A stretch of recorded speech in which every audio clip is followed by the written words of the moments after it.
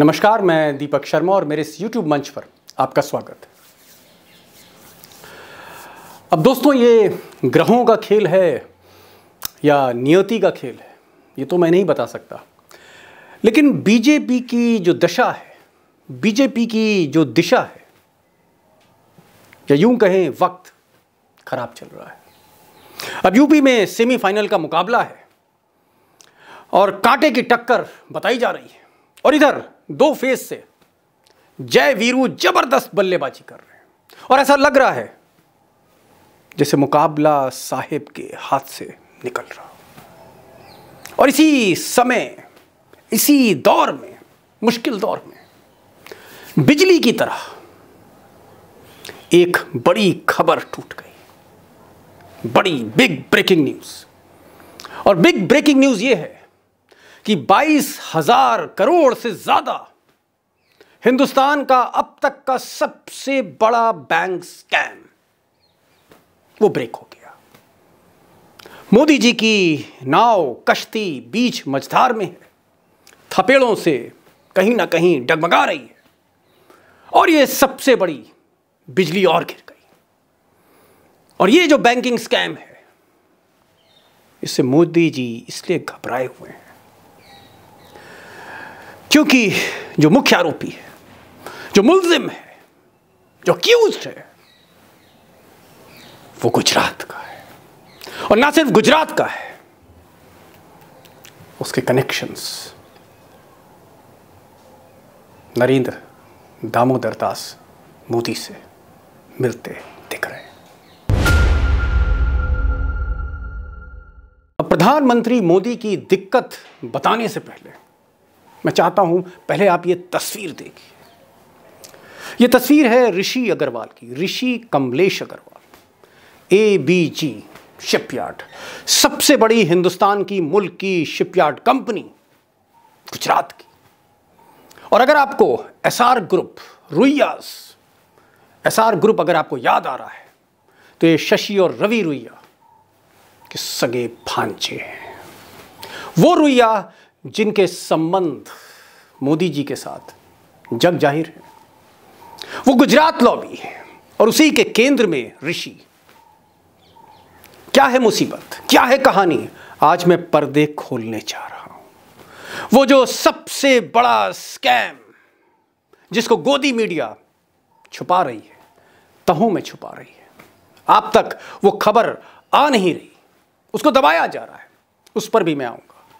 लेकिन दोस्तों, सबसे बड़ी जो दिक्कत है मोदी जी की वो ये है कि इस उत्तर प्रदेश के चुनाव में मोदी जी और अमित शाह घूम घूम कर, वो चाहे लखनऊ में हो, वो चाहे मेरठ में हो, वो चाहे बरेली में हो, वो चाहे कानपुर में हो, वो हर जगह ये ऐलान कर रहे हैं, घोषणा कर रहे हैं, लोगों को भरोसा दिला रहे हैं कि भ्रष्टाचार से अगर कोई लड़ सकता है तो योगी मोदी की जोड़ी लड़ सकती है। सोच ईमानदार, काम दमदार।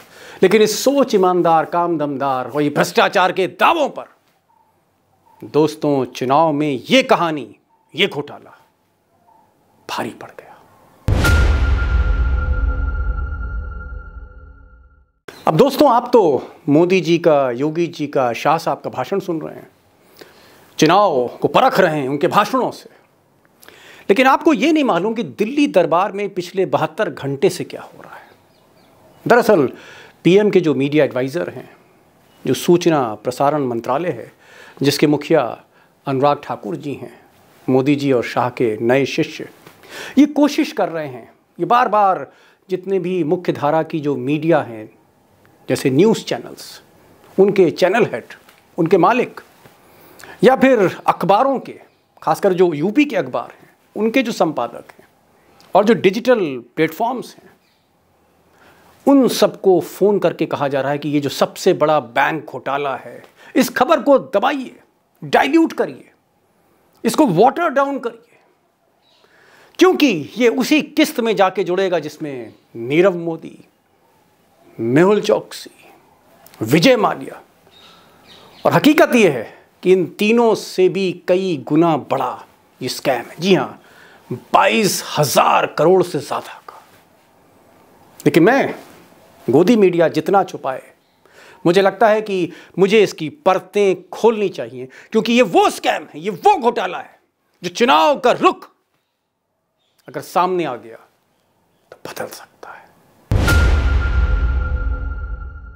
अब दोस्तों, ये जो सबसे बड़ा, अब तक का सबसे बड़ा बैंक स्कैम है, बैंक घोटाला है, ये मोदी सरकार में पिछले 5 साल से सरकार के वित्त मंत्रालय, सरकार के कार्मिक मंत्रालय, सीबीआई का मुख्यालय, वहां ये घूम रहा था, शिकायतें दर्ज हो रही थी। स्टेट बैंक जो सबसे बड़ा भुक्तभोगी है, आईसीआईसीआई बैंक जो सबसे बड़ा भुक्तभोगी है, और बाकी 27 बैंक लगातार सीबीआई से कह रहे थे, रिक्वेस्ट कर रहे थे कि आप इस स्कैमस्टर को, इस घपलेबाज को तुरंत पकड़िए, ये भाग जाएगा, जनता का पैसा, अरबों रुपए का पैसा फंस जाएगा। अब दोस्तों, चौंकाने वाली, जो सबसे चौंकाने वाली बात यह है कि जिस भ्रष्टाचार की दुहाई देती है सरकार, उसे 2017 से पता था कि देश का सबसे बड़ा बैंक घोटाला हो चुका है। अरबों रुपए, 22,000 करोड़ रुपए का घपला, जिसकी एक मोटी रकम मुंबई से सिंगापुर पहुंच चुकी है, ट्रांसफर हो चुकी है, ऋषि अग्रवाल कर चुका है ट्रांसफर। और स्टेट बैंक ऑफ इंडिया ने, आईसीआईसीआई ने सीबीआई को खत लिखा, शिकायत लिखी। मैं आपको वो पत्र भी दिखाऊंगा, वो दस्तावेज दिखाऊंगा, और आप देखिए अपनी स्क्रीन पर स्टेट बैंक का ये लेटर, साफ साफ कहा गया है कि घपला हो गया है, सबसे बड़ा स्कैम हो गया है, एफआईआर दर्ज करिए, जांच करिए, इस आदमी को पकड़िए, ये कहीं नीरव मोदी की तरह उड़ ना जाए, माल्या की तरह भाग ना जाए, ललित मोदी की तरह भाग ना जाए। लेकिन पुराने रिश्ते थे कहीं ना कहीं सरकार से, और गुजरात लॉबी इसको दबाती गई। 2019 में चुनाव था और उसको दबा दिया गया। और हकीकत ये है कि जो खत किताबत है, स्टेट बैंक, सीबीआई, वित्त मंत्रालय, बीच में कार्मिक मंत्रालय जो प्रधानमंत्री कार्यालय के अंडर में आता है, इन सब में फाइलें चलती रहीं, फाइलें खुलती बंद होती, खुलती बंद होती। किसी की हिम्मत नहीं थी कि गुजरात लॉबी के इस उद्योगपति पर हाथ रख सके। अब दोस्तों, जिस ऋषि अग्रवाल को कभी मोदी जी का करीबी बताया जाता है, ये जो ऋषि अग्रवाल हैं, इनका ये स्कैम है क्या, ये बैंक घोटाला क्या है? और ये समझने के लिए मेरी कोशिश रहेगी कि बहुत सहजता के साथ, बहुत आसानी से मैं आपको ये जो घोटाला है समझा सकूं, क्योंकि जो फाइनेंशियल स्कैम्स होते हैं बड़े टेक्निकल होते हैं और लोग पढ़ना नहीं चाहते। लेकिन आपके लिए बहुत ज़रूरी है, क्योंकि मैंने पहले भी कहा कि ये जो चुनाव हो रहे हैं, जो सेमीफाइनल हो रहे हैं, इस सेमीफाइनल पे इस स्कैम की छाया पड़ने जा रही है, असर होने जा रहा है। तो चंद लफ्ज़ों में जान लेते हैं कि घपला है क्या। अब देखिए, ये जो ऋषि साहब हैं, मैंने आपको पहले भी बताया था कि मोदी जी की मदद से इन्होंने गुजरात में शिप यार्ड का कारखाना लगाया, जहाँ पानी के जहाज़, कार्गो शिप्स, वो सब बनते थे।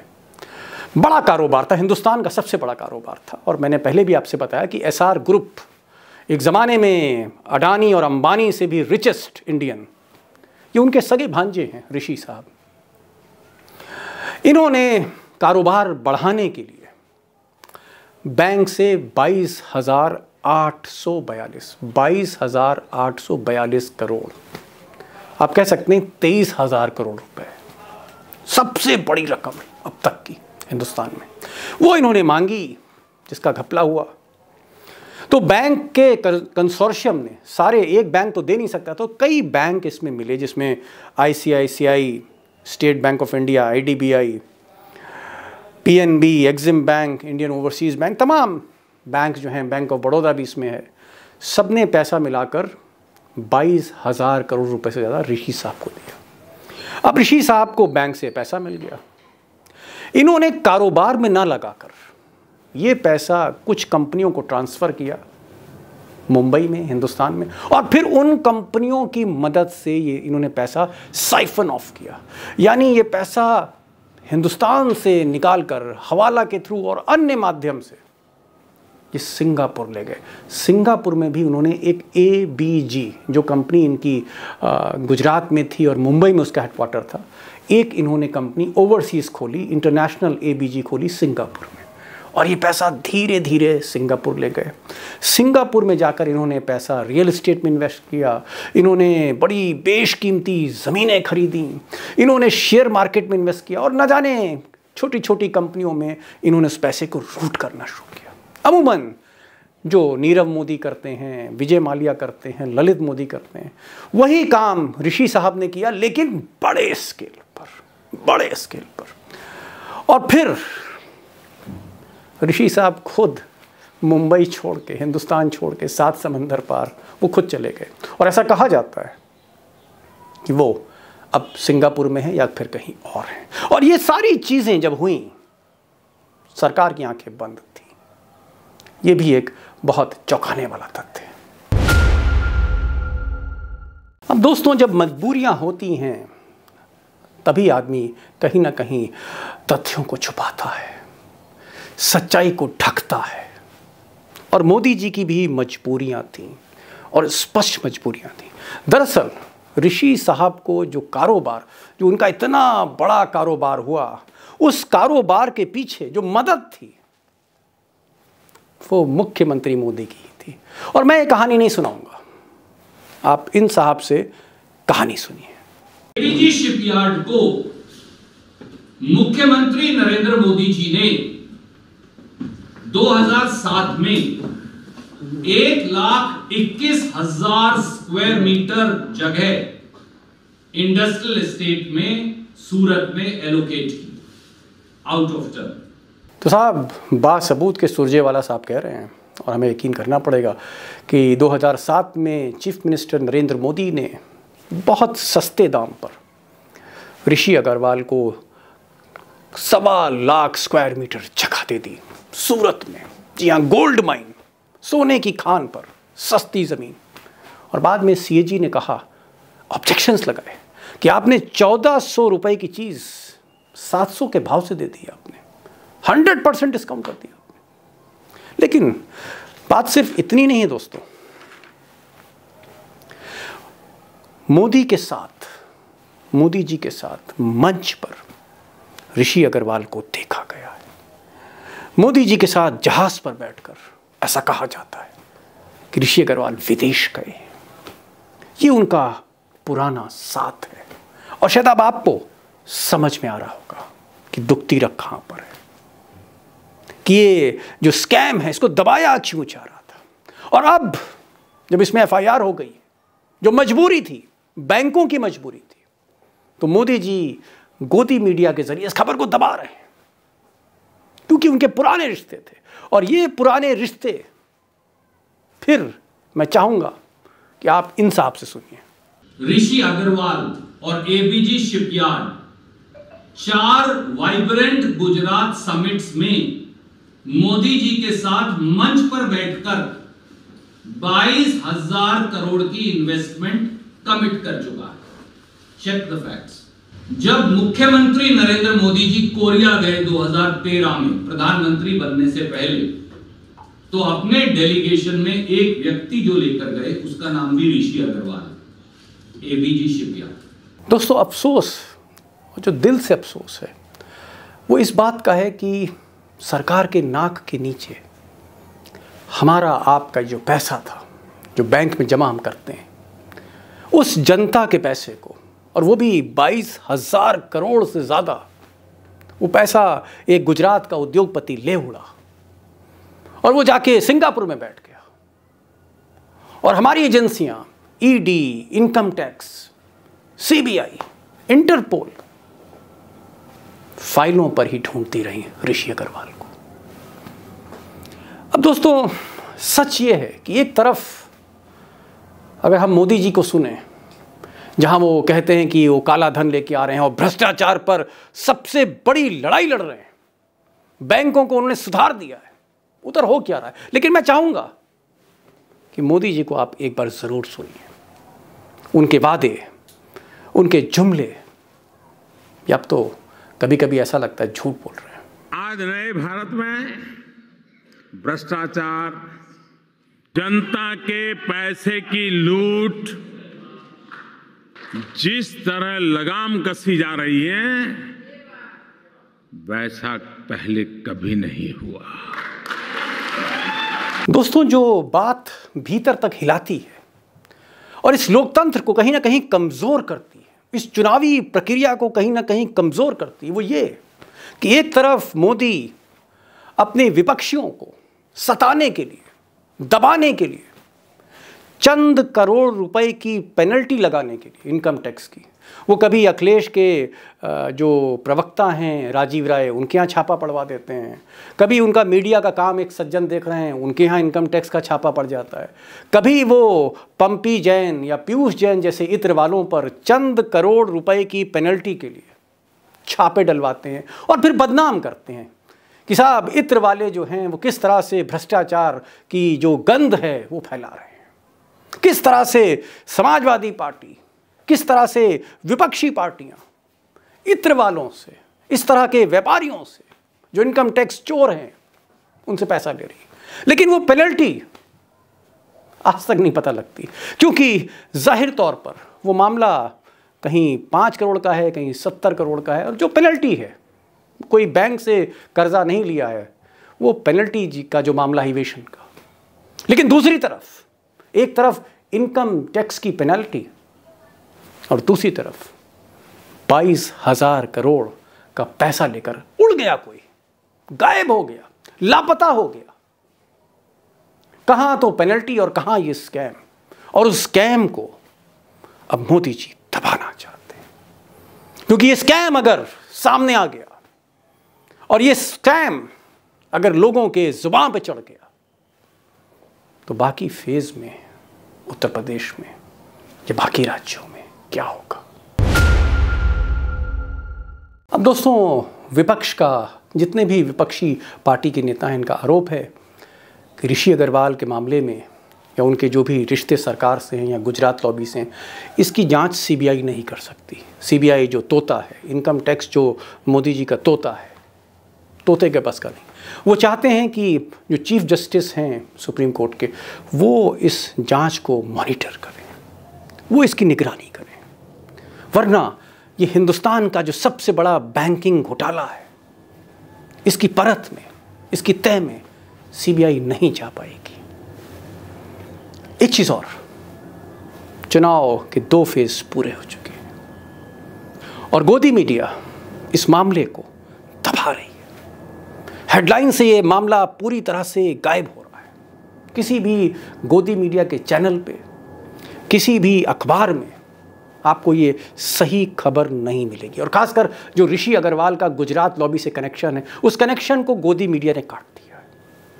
मैं चाहता हूं कि आपने जैसे सुरजेवाला को सुना, अखिलेश भी बोले हैं, इस पे जयंत भी बोल रहे हैं, बाकी लोग भी बोल रहे हैं, उनकी बातों को आप आगे तक ले जाइए।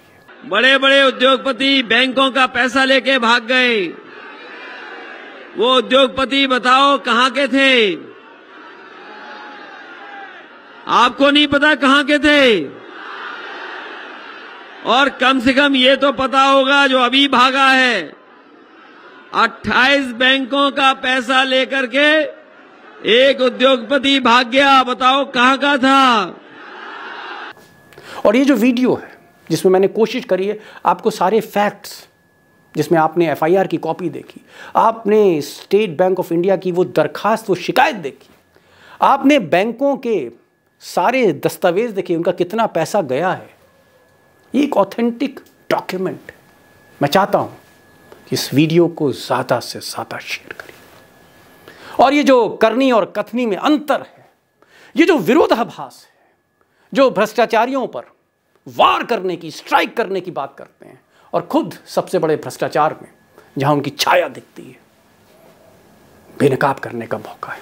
तो मेरी बस आपसे यही गुजारिश है और मैं चाहूँगा और मुझे उम्मीद है, मुझे यकीन है कि आप ये वीडियो ज़रूर शेयर करेंगे। आज बस इतना ही दोस्तों मुझे कहना है कि सबसे बड़ा स्कैम बैंकिंग घोटाले का किस तरह से चुनाव के बीच मझधार में जब कश्ती फंसी थी मोदी जी की, उस वक्त ये बिजली की तरह गिरा है। आगे आपको इसको शेयर करना है। और एक चीज़ और कि प्लीज़ इस चैनल को अगर आपने सब्सक्राइब नहीं किया है तो सब्सक्राइब करिए और बेल आइकॉन को आप क्लिक करिए, नोटिफिकेशन आपको सबसे पहले मिले। आज बस इतना ही। इस पूरे इलेक्शन को हम फॉलो करते रहेंगे, जो भी खबरें होंगी इससे जुड़े मैं आपको दिखाता रहूँगा। आज बस इतना ही।